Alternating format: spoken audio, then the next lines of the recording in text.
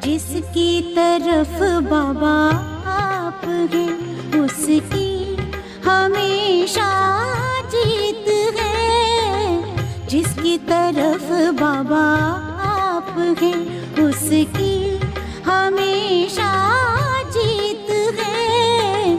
कैसे कहे बाबा मेरे मेरी तुमसे कितनी प्रीत है, प्रीत है। ओम शांति। 7वां संदेश। आज जब वतन में गई तो जाते ही क्या देखा कि शिव बाबा और अपना ब्रह्मा बाबा दोनों आपस में बैठे थे और सामने जैसे एक छोटी सी पहाड़ी बनी हुई थी। वो किसकी थी? क्या देखा कि ढेर के ढेर पत्र थे। इतने पत्र थे, इतने पत्र थे जैसे कि पहाड़ियाँ बन गई थी। जैसे ही हम पहुंची तो ब्रह्मा बाबा ने हमको देखा और कहा कि ईशु कहाँ है? इतने पत्र हो गए हैं। मैंने कहा बाबा मैं आई हूँ। कहा ईशु बच्ची को भी साथ लाई हो ना? देखना ईशु बच्ची, मैं 2 मिनट में इतने सारे पत्र पूरा कर देता हूँ। शिव बाबा तो साक्षी होकर मुस्कुरा रहे थे। इतने में देखा कि ईशु बहन भी वहां इमर्ज हो गई। ईशु का चेहरा बिल्कुल ही शांत था। बाबा ने कहा बच्ची क्या सोच रही हो? आज तो पत्र का जवाब देना है। उसी समय जैसे साकार वतन का संस्कार पूर्ण रीति इमर्ज था, मम्मा खड़ी होकर देख रही थी।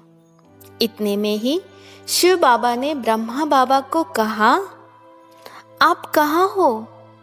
वतन में बैठे हो। फिर 1 सेकंड में ही रूप बदल गया। बाबा ने कुछ कहा नहीं, एकदम डेड साइलेंस हो गए। इतने में बाबा ने मुझे कहा कि बच्ची यह पत्र खोलकर देखो। मैंने कहा बाबा पत्र तो ढेर है। बाबा ने कहा बच्ची इसमें तो 1 सेकंड लगेगा क्योंकि सभी में एक ही बात है। इसके बाद बाबा ने सुनाया कि सभी पत्रों में बच्चों के उल्हाने ही है। पत्रों में सभी उल्हाने ही थे। अब देखना बाबा बच्चों को रिस्पॉन्ड करते हैं। देखना 1 सेकंड में मैं सभी को जवाब देता हूँ। फिर बाबा ने सभी पत्रों को लाल अक्षरों में यहाँ माफिक ही पत्र लिखा। पत्र में क्या था? ब्राह्मण कुलभूषण स्वदर्शन चक्रधारी नूरे रत्नों बच्चों प्रति समाचार यह है कि सभी बच्चों के उल्हनों के पत्र सूक्ष्म वतन में पाए। रिस्पॉन्ड में बाप दादा बच्चों को कह रहे हैं कि ड्रामा की भावी के बंधन में सर्व आत्माएं बंधी हुई है।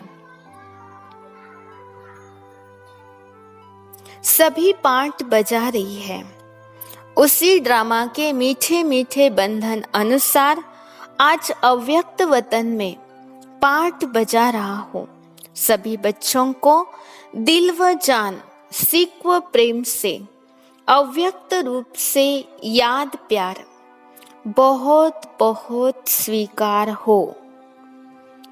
जैसे बाप की स्थिति है वैसे बच्चों की स्थिति रखनी है। यह था बाबा का पत्र। फिर बाबा को हमने भोग स्वीकार कराया। बाबा बोले बच्ची आज कुछ नए बच्चे भी आए हैं, पहले मैं उन्हों को खिलाता हूँ। फिर वतन में बाबा ने सभी बच्चों को इमर्ज कर अपने हस्तों से जल्दी जल्दी एक एक दृष्टि भी दे रहे थे और हाथों से गिट्टी भी खिला रहे थे। लेकिन एक एक को 1 सेकंड भी जो दृष्टि दे रहे थे उस दृष्टि में बहुत कुछ भरा हुआ था। इसके बाद फिर तीसरा दृश्य हमने देखा। बाबा को कहा कि सभी ने एक प्रश्न पूछने के लिए कहा है। बाबा ने कहा जो भी प्रश्न है वह पूछ सकते हो। बाबा तो एक अक्षर में जवाब दे देगा। तो प्रश्न यह है, सभी पूछते हैं कि पिछाड़ी के समय आपने कुछ बोला नहीं। बाहर की सीन तो हम सभी ने सुनी है, लेकिन अंदर क्या था वह अनुभव भी सुनना चाहते हैं। बाबा बोले, हाँ बच्चे, क्यों नहीं, अपना अनुभव सुनाएंगे। अच्छा सुन लो। बच्चे, खेल तो सिर्फ 10-15 मिनट का ही था। उस थोड़े समय में ही अनेक खेल चले। उसमें भिन्न भिन्न अनुभव हुए। पहला अनुभव तो यह था कि पहले जोर से युद्ध चल रही थी। किसकी? योग बल और कर्म भोग की। कर्म भोग भी फुल फोर्स में अपनी तरफ खींच रहा था और योग बल भी फुल फोर्स में ही था। ऐसे अनुभव हो रहा था कि जो भी शरीर के हिसाब किताब रहे हुए हैं वह फट से योग अग्नि में भस्म हो रहे थे।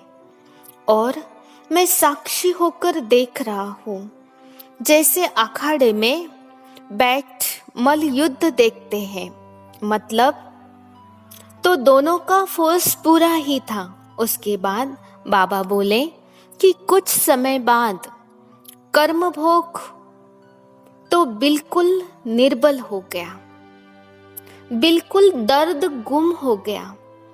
ऐसे ही अनुभव हो रहा था कि आखिरी में योग बल ने कर्म भोग पर जीत पा ली। उस समय 3 बातें साथ साथ चल रही थी। वो कौन सी?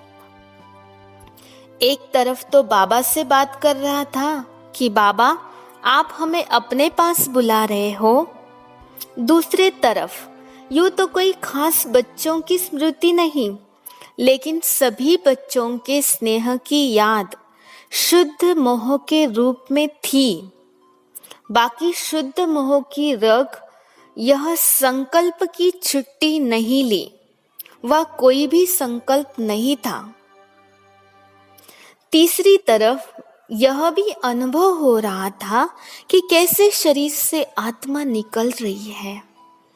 कर्मातीत न्यारी अवस्था जो बाबा ने पहली मुरली भी चलाई कि कैसे भा भा होकर सन्नाटा हो जाता है, वैसे ही बिल्कुल डेड साइलेंस का अनुभव हो रहा था।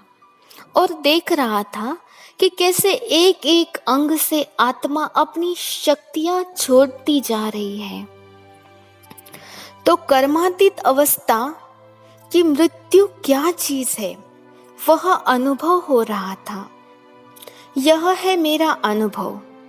फिर हमने बाबा को कहा कि बाबा सभी बच्चे कहते हैं अगर हम सभी सामने होते तो बाबा को रोक लेते।